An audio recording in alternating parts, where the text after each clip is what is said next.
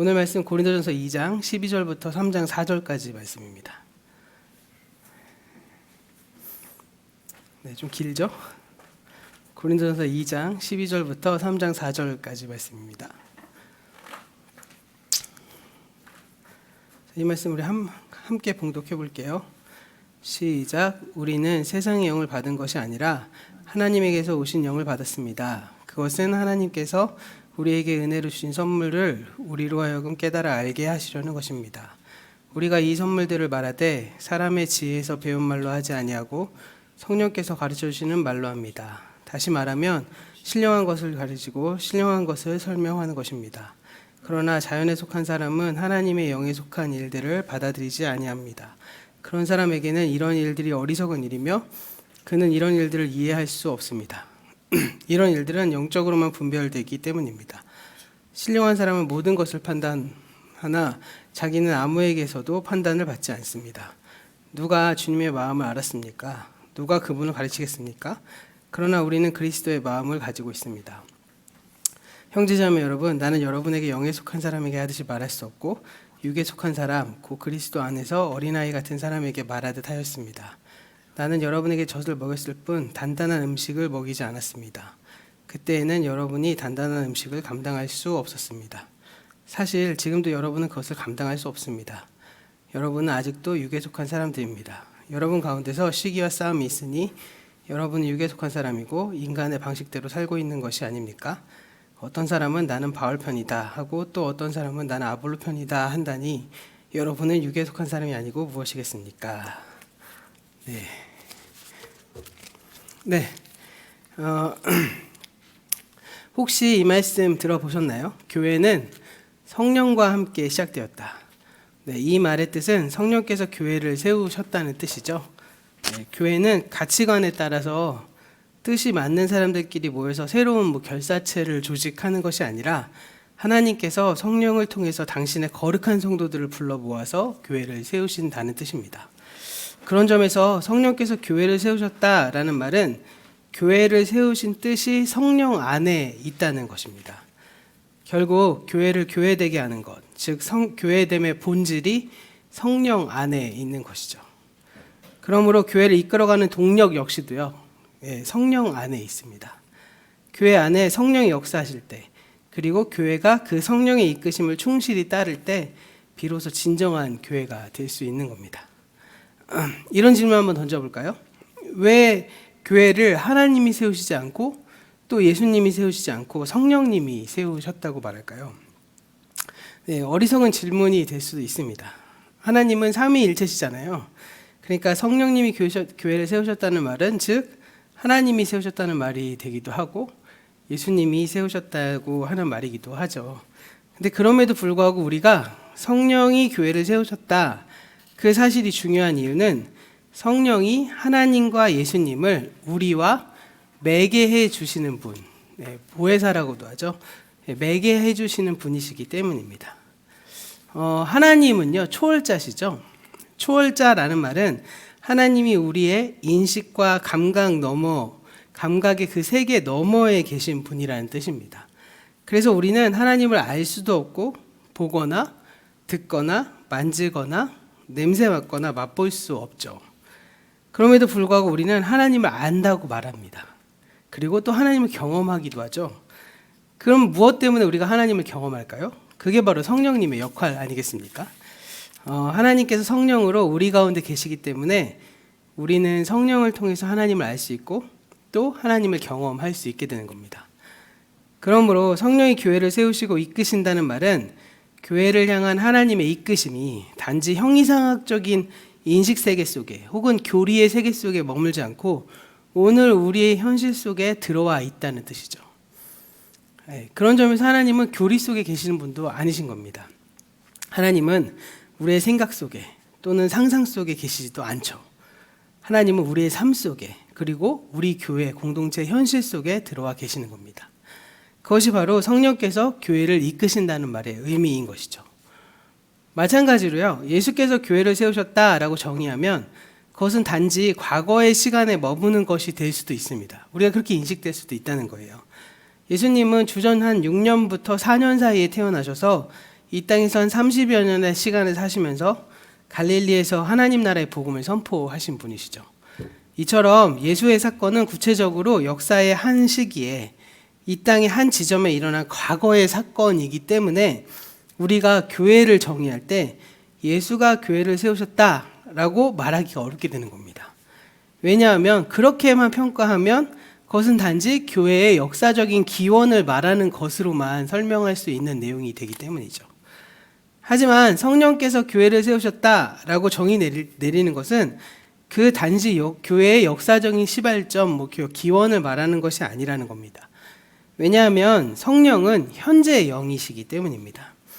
성령은 초월적인 하나님을 우리의 삶 속에서 현실화하시는 분일 뿐만 아니라 이 예수의 사건이 단지 과거에 머물지 않고 오늘 우리의 삶 속에서 계속해서 일어나도록 현재화시키시는 분이기 때문이죠. 정리해보자면 성령께서 교회를 세우시고 교회를 이끄신다라는 그 말은 성령이 교회를 세우신다는 뜻이 오늘 우리 교회의 현실 속에서 실현되고 또 하나님의 그 이끄심이 과거에 머무는 것이 아니라 오늘을 살아가고 있는 우리의 삶 속에 우리 교회의 현실에도 계속돼서 오늘의 사건으로 일어나야 한다는 것을 의미하는 말인 것이죠. 그것이 바로 성령께서 교회를 세우시고 교회를 이끌어 가신다는 말의 의미인 겁니다. 네. 그러면 성령이 이끄시는 교회, 성령이 이끄시는 사람, 어떤 사람이고 또 어떤 교회가 될까요? 오늘 함께 읽어본 고린도 전서의 말씀은 사람을 두 종류로 구별하는 것을 볼 수 있거든요. 하나는 14절에 나오는 자연에 속한 사람이라는 말이고요. 다른 하나는 15절에 나오는 신령한 사람이라는 말입니다. 신령한 사람이라고 번역된 헬라어는 푸뉴마티코스라고 하거든요. 여기서 영이라는 단어가 뜻하는 명사가 푸뉴마라는 겁니다. 거기에 형용사입니다. 그래서 영적인 사람 혹은 영에 속한 사람이라는 뜻으로 해석할 수 있습니다. 반대의 개념인 자연에 속한 사람으로 번역된 헬라어는 푸시케코스입니다. 푸시키코스입니다. 왜냐하면 명사가 푸시케거든요. 그래서 이걸 직역하면 혼적인 사람, 혼에 속한 사람 이렇게 표현할 수 있습니다. 그래서 푸시케코스를 새 번역에서는 자연에 속한 사람이라고 번역했고요. 개정개혁 성경에서는 육에 속한 사람이라고 번역했습니다. 근데 혼에 속한 사람, 자연에 속한 사람, 육에 속한 사람 굉장히 다른 말처럼 들리지 않으시나요? 근데 이 사실은 이 하나의 단어를 다양하게 해석한 것입니다. 왜 그랬을까요? 그 말의 뜻은 정말 어떻게 보면 해석하기가 너무 어려운 용어라서 그래요. 그리고 각각의 번역들이 다 일리가 있는 해석이 나오기 때문입니다.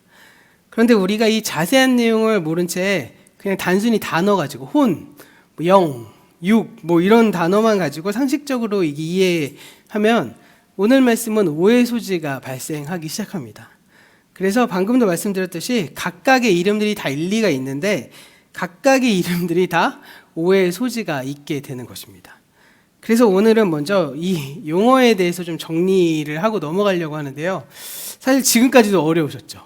성령이 교회를 이끄신다 이런 말씀. 근데 오늘 말씀은 이 혼과 영과 육 이런 부분을 설명드릴 거라서 많이 어려우실 거예요. 그래서 조금 잘 따라와 주시고 만약에 잘 이해가 안 되시면 다시 한번 들어보시고 이렇게 들어보시면서 오늘 말씀을 조금 한번 따라와 주시길 부탁드릴게요.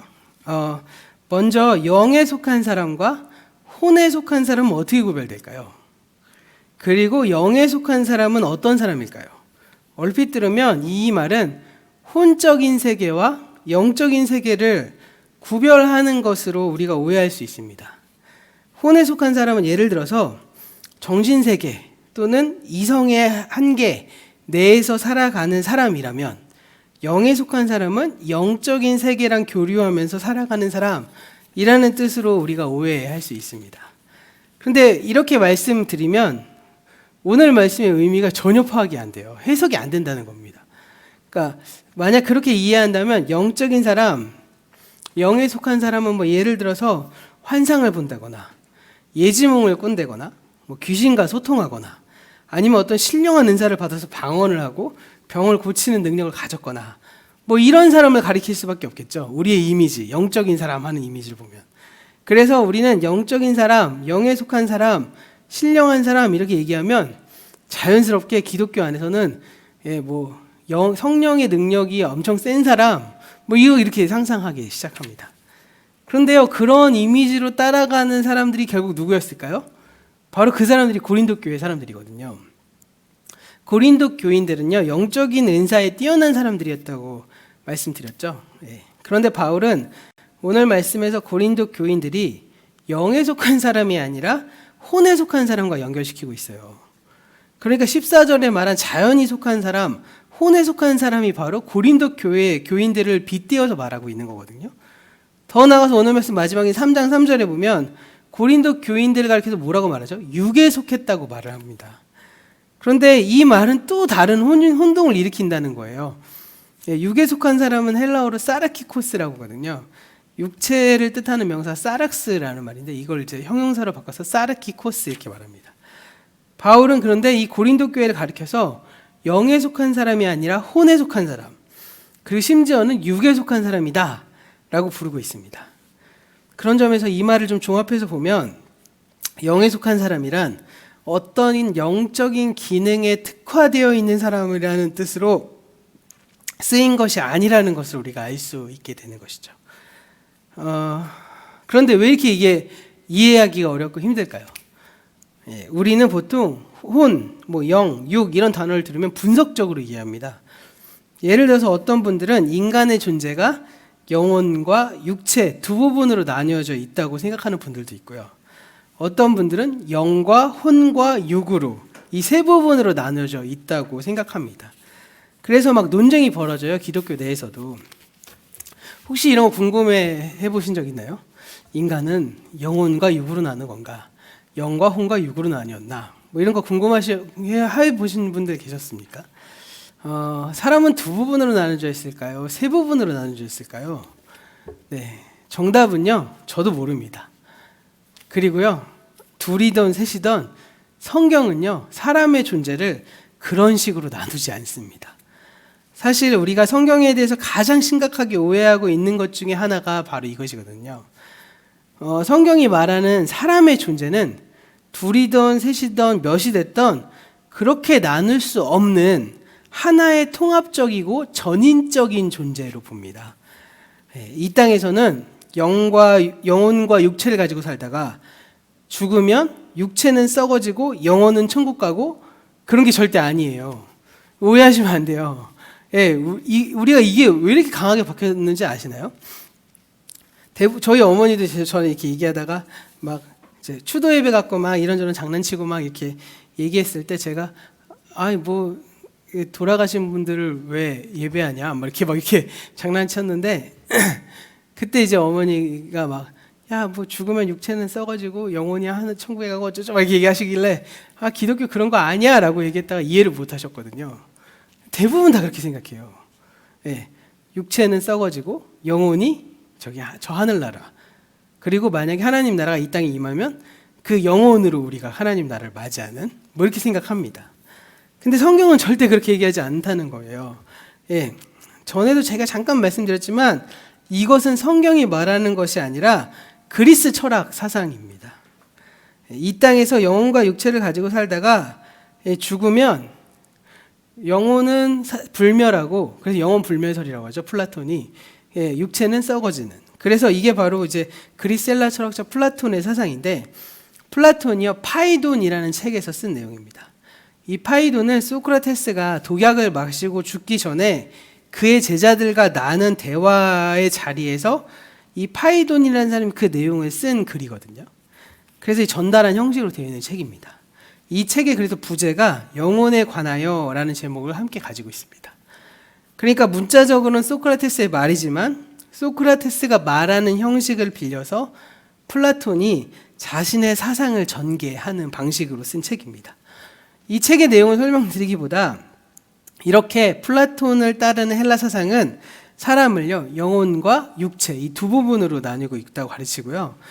그리고 그 가운데는 육체는 한계를 가진 것이고 영혼은 불멸한다라고 보았습니다. 그래서 영혼 불멸설이라고 부르는 겁니다.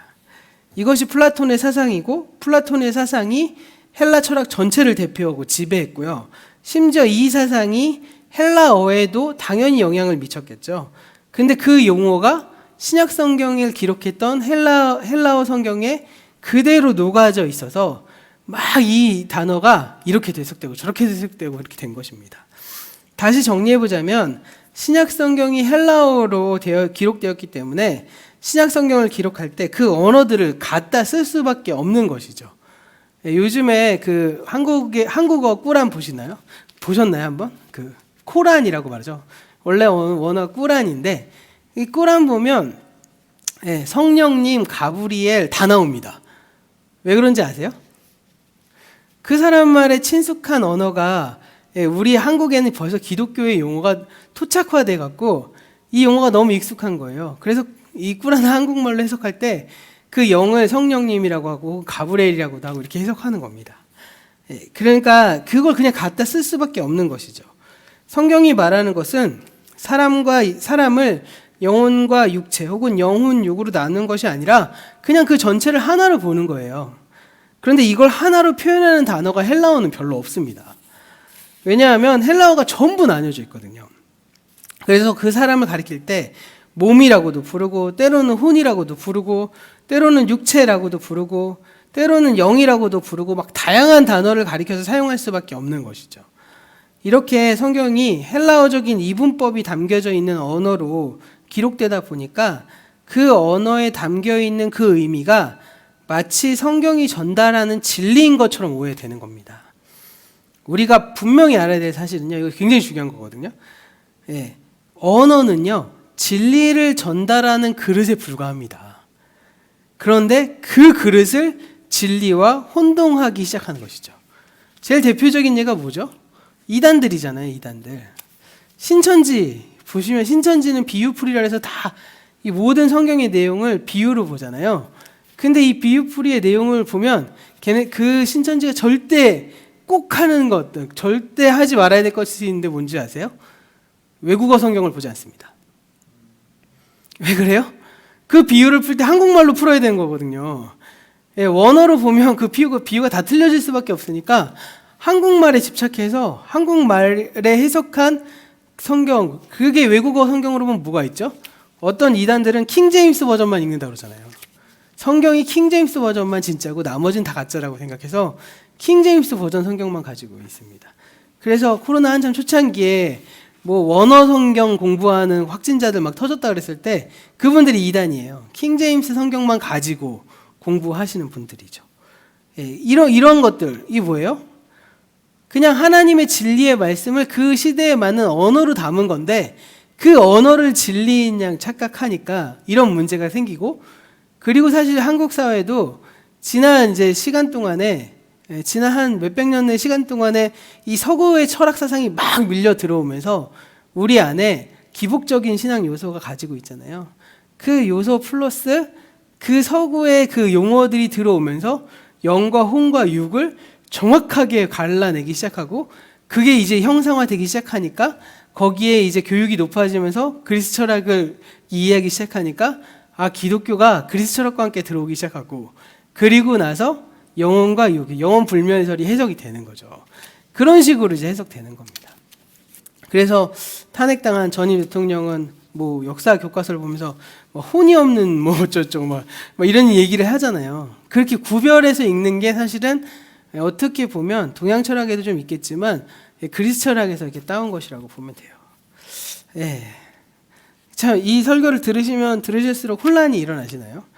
오늘 드리는 이야기는 좀 그럴 수밖에 없습니다. 그러나 우리가 가지고 있는 그런 분석적인 생각으로 오늘 말씀을 읽으시면 이 말씀을 절대로 이해할 수 없고요. 그래서 혼란이 일어날 수밖에 없는 겁니다.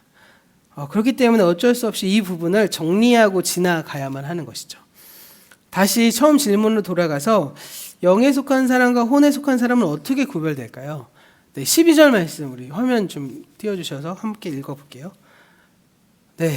이제 좀 숨이 쉴만하네요. 처음에 죽을 뻔했는데. 그 다음 12절 말씀 함께 읽을게요. 시작. 우리는 세상의 영을 받은 것이 아니라 하나님에게서 오신 영을 받았습니다. 그것은 하나님께서 우리에게 은혜로 주신 선물들을 우리로 하여금 깨달아 알게 하시려는 것입니다. 네, 영에 속한 사람이 누구죠? 아까 화면 잠깐 다시 띄워주세요. 답이 되게 간단해요. 영에 속한 사람은 하나님에게서 오신 영을 받은 사람. 이게 영에 속한 사람이죠. 그러면 하나님에게서 오신 영은 뭐죠? 성령이죠. 네.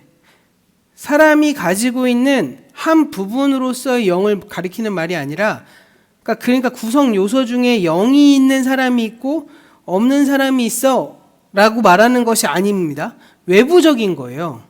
예, 외부적인 거. 외부적인 하나님께서 오신 영을 받은 사람이란 것이죠. 즉 성령을 받은 사람이 영에 속한 사람이라는 겁니다. 성령을 받고 성령에 이끌려 사는 사람이 영에 속한 사람인 거예요. 네. 그럼 자연에 속한 사람, 혼에 속한 사람은 누굴까요? 영에 속한 사람은 영을 받은 사람이니까 혼에 속한 사람은 영을 받지 못한 사람, 영을 받지 못하고 인간의 이성만을 가지고 살아가는 사람인 걸까요? 얼핏 들으면 그렇게 해석하실 수 있겠죠. 근데 그렇게 단순하지가 않아요. 여기서 관건은 단지 우리가 받았냐 받지 못했느냐가 아니라 어떤 영을 받았느냐인 것입니다.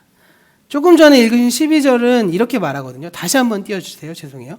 12절 말씀에 보시면 여기 하반절 보시면 우리는 세상의 영을 받은 것이 아니라 하나님에게서 오신 영. 상반절이죠. 처음에 우리는 세상의 영을 받은 것이 아니라 하나님에게서 오신 영을 받았습니다. 이렇게 말하고 있죠. 이 말씀에 비춰보시면 영을 받지 못한 사람은 없습니다. 네. 영을 받은 사람은 영에 속한 것이고요. 영을 받지 못한 사람은 혼에 속한 사람이 아니라 어떠한 영을 받았느냐. 이게 관건이라는 것이죠. 성령을 받은 사람은 영에 속한 사람이고 이 세상의 영을 받은 사람은 혼에 속한 사람이다. 이렇게 표현하고 있는 겁니다. 그러니까 방금 전까지 머리 아프게 말씀드린 대로 언어가 가지고 있는 선입견 때문에 그거를 따라가시면 안 된다는 거죠. 네. 하나님의 영을 받은 사람은 영에 속한 사람이고요. 세상의 영을 받은 사람은 혼에 속한 사람이다. 이렇게 표현하고 있는 겁니다. 더 나아가서 3장 3절은 그 혼에 속한 사람을 다른 말로 가리켜서 육에 속한 사람이다 라고 말을 하기도 합니다. 그러니까 혼과 육, 이 두 부류는 같은 사람들이란 뜻입니다. 하나님의 영이 아니라 세상의 영을 받은 사람들. 바로 그런 사람들이 혼에 속한 사람이고 육에 속한 사람이고 오늘 세 번역에서는 자연에 속했다라고까지 해석되는 사람입니다. 그런데 이렇게 설명드리니까 또 혼란이 일어나실 수도 있어요. 왜냐하면 우리가 생각하기에 혼은 정신이고요. 투혼 막 이러잖아요. 정신이고 육은 육체잖아요.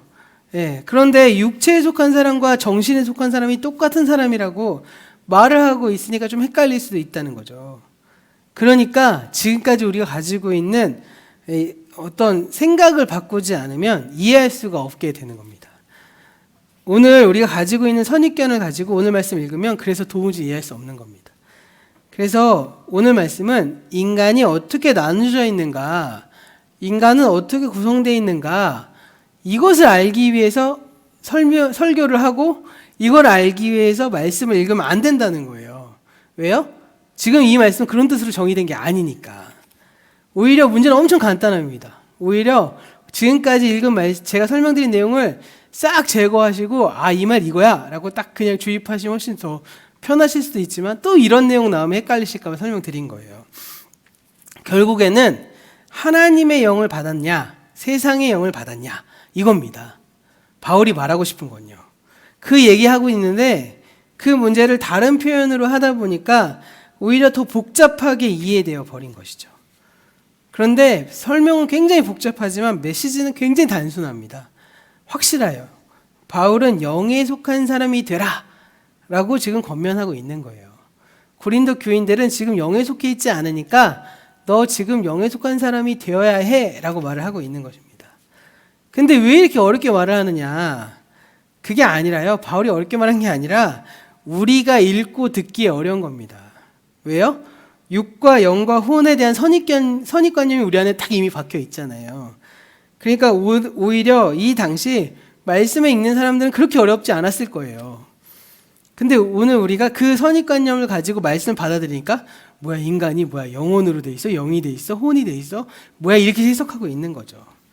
그러니까 다시 말씀드리자면 지금 바울은 너희는 영에 속한 사람이 되어라 라고 말을 하고 있는 겁니다.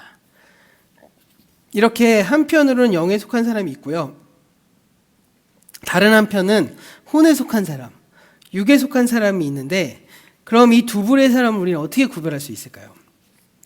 오늘 말씀은 이 두 가지 구별의 기준을 제시하고 있습니다. 이게 더 중요해요. 예. 먼저 계속해서 읽고 있는 12절의 후반부 한번 볼까요? 다음 거 띄워주세요. 네, 그 다음 거요. 예, 이 12절 후반부인데요. 후반부의 말씀 같이 한번 읽어보겠습니다. 시작. 그것은 하나님께서 우리에게 은혜로 주신 선물들을 우리로 하여금 깨달아 알게 하시려는 것입니다. 네, 여기 보면 뭐라고 나오죠? 영에 속한 사람의 첫 번째 특징, 은혜를 아는 사람. 네, 은혜로 주신 선물들을 아는 사람. 네, 은혜를 아는 사람은 감사할 줄 알죠. 네, 은혜가 뭐죠? 은혜? 이 은혜에 대한 차원도 엄청 길어서 좀 다르게 간단하게 설명드리면, 은혜로 받은 것들의 공통점은 내가 받은 게 너무 당연해서 내가 그걸 받고 있다는 사실조차 모르는 거. 그게 은혜잖아요. 예, 그러면 인간의 경험 속에서 그 은혜를 가장 잘 대변할 수 있는 게 무엇일까요? 예, 하나님의 은혜를 가장 잘 대변할 수 있는 건 부모의 은혜죠. 네, 부모의 은혜는 절대 은혜로 느껴지지 않잖아요. 그렇죠? 너무 당연한 거라고 생각되기 때문입니다. 근데 우리에게 있어서 하나님의 은혜도 그렇다는 것입니다. 우리가 처음 예수를 영접하고 처음 신앙생활을 할 때 얼마나 그 은혜에 감격하고 감사했는지 몰라요. 그런데 시간이 지나고 나면 그 은혜가 너무 당연한 것으로 여겨지고 감사도 없어지기 시작합니다. 그런데 이것은 영에 속한 사람으로부터 점점 멀어지고 있는 현상인 것입니다. 이렇게 영에 속한 사람의 첫 번째 특징은 바로 은혜를 아는 사람이라는 것입니다.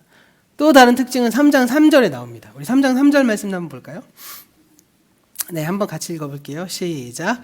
여러분은 아직도 육에 속한 사람들입니다. 여러분 가운데서 시기와 싸움이 있으니 여러분은 육에 속한 사람이고 인간의 방식대로 살고 있는 것이 아닙니까? 네, 바울은 고린도 교인들을 가리켜서 아직도 육에 속한 사람 이렇게 말하고 있죠. 그 이유는 그들이 기도를 덜 해서가 아니고 성경을 덜 읽어서가 아니고 영적인 은사를 못 받아서가 아니라는 거예요.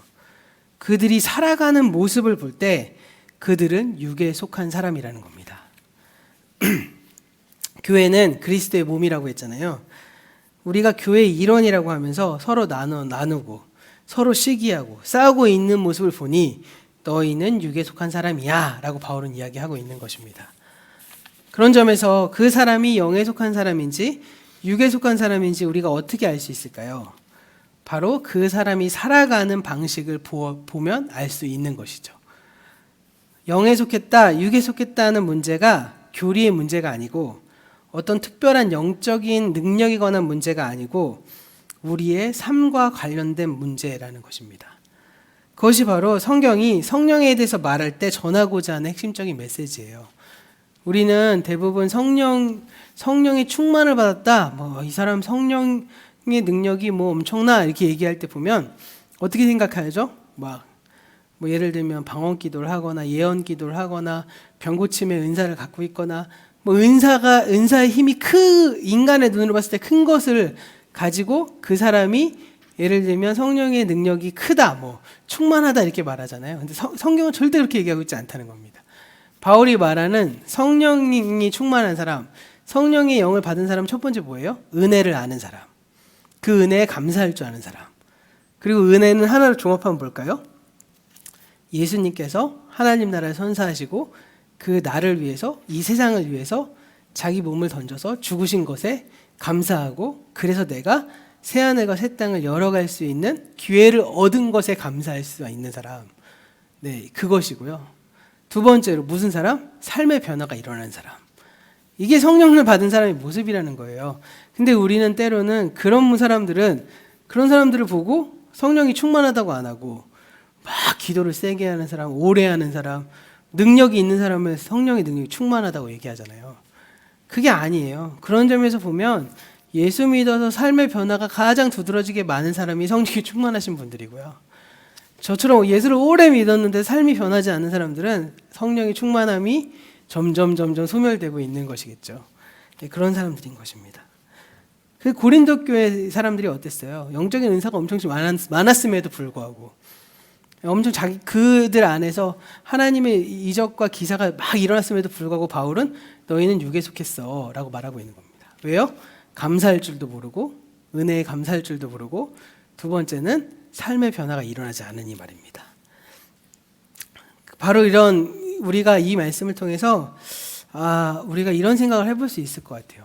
그러면 고린도 교회 교인들은 애시당초 이랬을까요?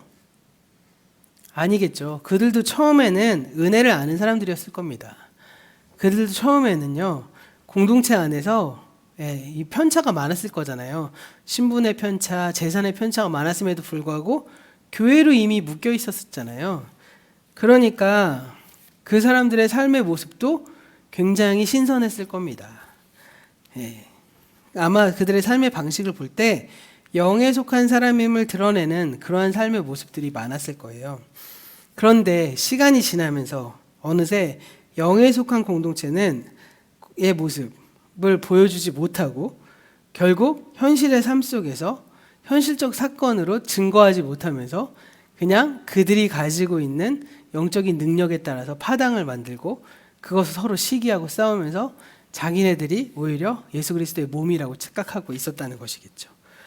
점점 그런 식으로 살아가면서 결국 어느새 그들은 혼에 속한 공동체, 육에 속한 공동체로 전락해 버리고 만 것입니다. 오늘 말씀 마무리하면서요, 다시 설교의 처음으로 돌아가 보겠습니다. 성령께서 교회를 세우셨다는 말의 뜻은 하나님께서 저 멀리 초월적인 곳에 머무시지 않고 성령을 통해 오늘날의 교회 현실에 끊임없이 개입하신다는 뜻입니다. 그렇게 성령께서 우리의 삶에 끊임없이 개입하시도록 우리가 열려 있을 때 교회는 진정 영에 속한 공동체가 되는 것입니다.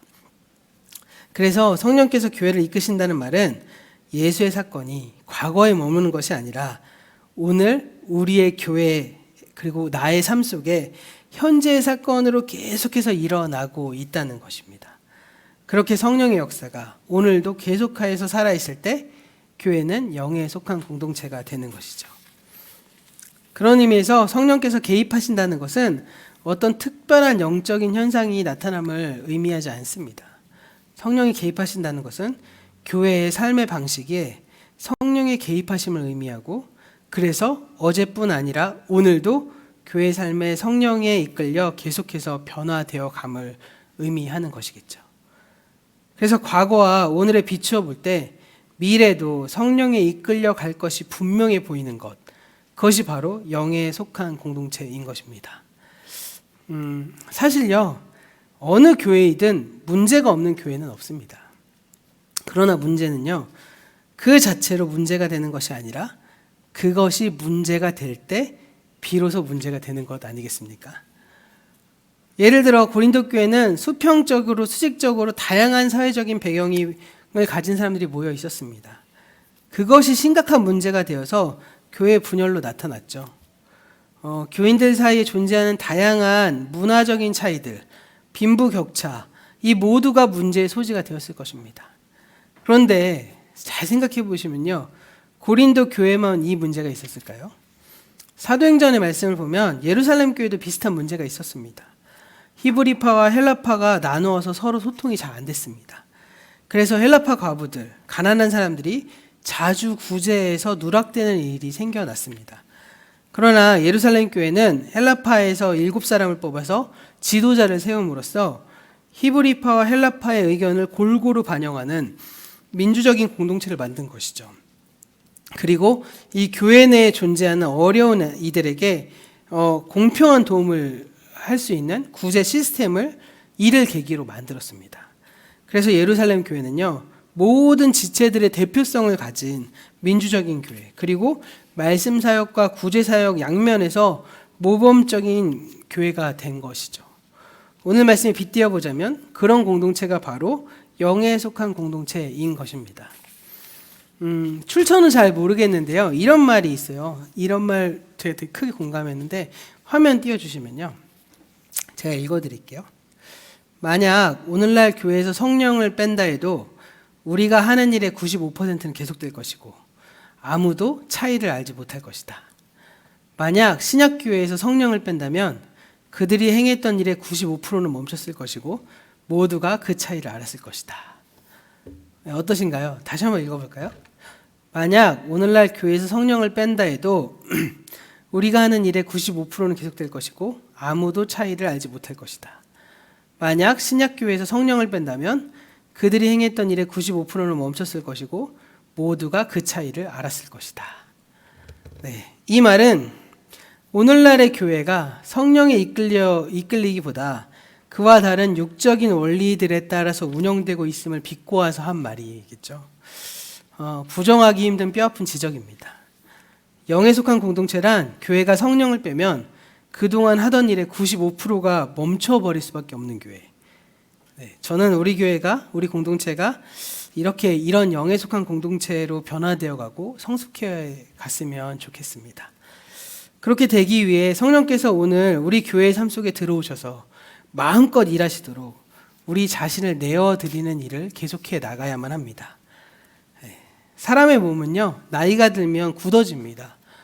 저도 그렇더라고요. 운동을 안 하고 그냥 쭉 시간을 지내니까 살은 살대로 찌고 몸이 굳어져갔고요. 조금만 움직여도 몸이 막 아프고 그러기도 하고요. 한 1, 2년 전, 2, 3년 전 이 일인데 아이들하고 축구하다가 몸 푸는데 이 종아리 근육이 아킬레스건이 근육이 파열되는 일이 일어났어요. 아무것도 안 했는데. 예. 그래갖고 제가 병원 가서 물어봤더니 의사 선생님이 웃으면서 나이 들어갖고 운동 안 하면 이렇게 돼요 이러더라고요. 예. 지금 제가 갈비뼈도 그런 거 아니겠습니까? 별것도 안 했는데 아이들하고 장난으로 헤드락 하다가 꽝 하고 부닥친 거거든요. 예. 근데 이게 제 몸에서 이게 반응이 되니까 굳어지기 시작한 것이겠죠. 그런데 그리스도의 몸인 교회는 나이가 들수록 더 유연해질 수밖에 없습니다. 왜냐하면 영에 속한 공동체는 성령에 이끌리기 때문에 그리스도의 몸으로 점점 성장해 갈 수밖에 없기 때문입니다.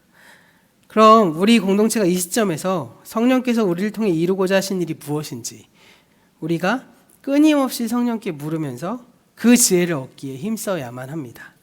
그것은 저 혼자만 하는 일이 아니고 전도사님이랑 하는 일이 아니라 우리 모두가 다 이 이음교회를 생각하면서 기도하고 또 무슨 일이 있을 때 나서주시고 하시는 일이죠. 네, 그런 일에 저 역시도 힘써야 하는 것이겠죠. 나의 경험과 나의 지혜를 내세우지 않고 성령님께서 뭐라고 말씀하시는지 듣기에 힘써야만 합니다. 그리고 끊임없이 우리 자신을 성령께 내어드려서 우리 공동체를 통해 성령님께서 일하시도록 해야 하겠죠. 그래서 우리가 진정으로 영에 속한 공동체가 되어 가야 합니다. 다시 한번 말씀드리면 오늘 바울이 영에 속한 공동체, 영에 속한 사람의 두 가지 특징이 있다 그랬죠. 하나는 은혜를 아는 것, 은혜를 감사할 줄 아는 것. 근데 제가 그 은혜를 뭐라 그랬죠? 은혜가 하나님이 나한테 주신 것 모든 것인데 그 은혜의 가장 핵심은 뭐죠? 예수 그리스도고 그 예수님이 우리에게 주신 하나님 나라는 것이죠. 그거에 감사할 줄 아는 것이고요. 두 번째는 뭐죠? 두 번째는 삶의 변화가 일어나야 되는 것이죠. 그런 일들이 일어나야 하는 것입니다. 올해도 감사하게도 이게 저희가 작년과는 다르게 하나를 더 임대하면서 작년만 해도 월세를 3달치씩 냈거든요. 그러면서 좀 여유가 있었거든요. 근데 이제 이게 늘어나니까 한 달에 한 번씩 내고 있습니다. 한 달에 한 번씩 월세를 내면서 작년같이 구제헌금을 할 수 있을까 했는데 감사하게도 딱 작년만큼의 헌금을 일시불로 선교사님께 이번 주에 드릴 수 있었습니다. 작년에도 올해보다는 좀 더 많이 드려야지 생각을 했는데 그 정도까지는 못했고요. 일단은 이렇게 헌금을 할 수 있어서 얼마나 감사했는지 모릅니다. 그런데 제 마음속의 소원은 그만큼의 비용만큼을 우리가 더 냈으면 좋겠다는 마음이 들어요. 그만큼의 비용 정도를 좀 더 헌금할 수 있었으면 좋겠다는 생각을 해봅니다. 이러한 삶의 변화들이 모습들이 교회를 유지하는 데에 우리의 헌금이 다 쓰여지는 것이 아니라 조금씩 더 확장되어 갔으면 얼마나 좋을까라는 생각을 해보게 됩니다. 이렇게 하나님의 나라를 위해 감사하고 그 나라를 살아내는 일이 우리 속에서 드러나기 시작할 때 우리는 점점 더 영에 속한 공동체가 될 것이고요. 그 영에 속한 공동체는 사실은 우리 교회만을 의미하는 것이 아니라 우리의 가정도 그리해야 되고 나의 삶도 그렇게 돼야 되는 것이겠죠. 그럴 때 우리는 영에 속한 사람, 영에 속한 공동체로 더 성장해 나갈 수 있을 것입니다. 우리가 오늘 말씀을 통해 오직 성령께 이끌리는 공동체로 끊임없이 새로워져 가기를 소원합니다. 그래서 우리의 가정과 우리의 교회가 이러한 공동체로 점차점차 그리스도의 몸을 세우는 그런 공동체가 되기를 간절히 소원합니다.